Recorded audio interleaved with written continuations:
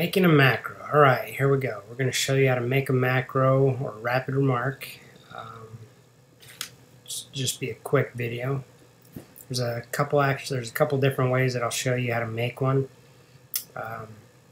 So let's just start in an area. Go to doors, for example. So you click on doors. I'm going to make a macro. This macro is always going to be under doors. If I made something under fireplaces, if I click over here on fireplaces, that's where that macro is going to go. If there's something that you want to be in the, there's something you're going to use a lot, for example, in other, you have no deficiencies. That's something I'm going to use in every section. So if you can have a macro like that you're going to use a lot, you can put it under other. So for example, let's just use other. Up here I can right click on other and you'll see Rapid Remark Manager come up. Click on that. When this pops up, over here on the right you'll see it says New Rapid Remark. So we want to make a new Rapid Remark. So click on that. It's going to want you to name it. So in this box right here you're going to name your macro whatever you want to name it. For now I'll just put test. You can hit return or you can hit OK. Click OK. Up here you'll see test. Alright, now down here in this section you're going to type in your macro, whatever you want it to say. So I'll say testing.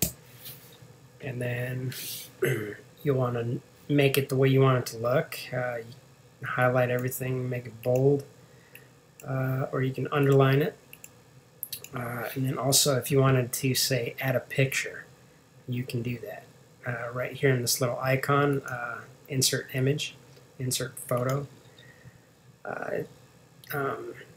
If you have a stock photo or if you have say a photo from the code book and you want to add in a photo, you can do that. So I just have a stock photo here of Fox Inspection Group.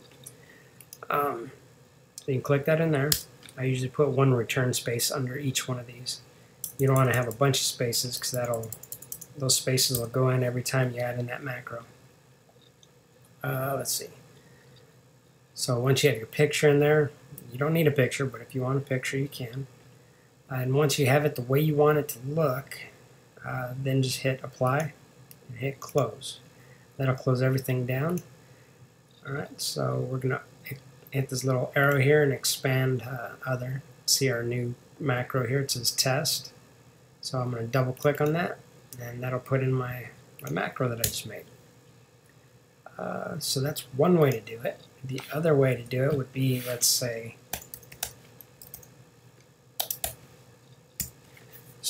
you you're making a macro and you don't realize, you already have something written up and then you want to turn that into a macro. So let's just say I had a whole paragraph here of stuff written, right?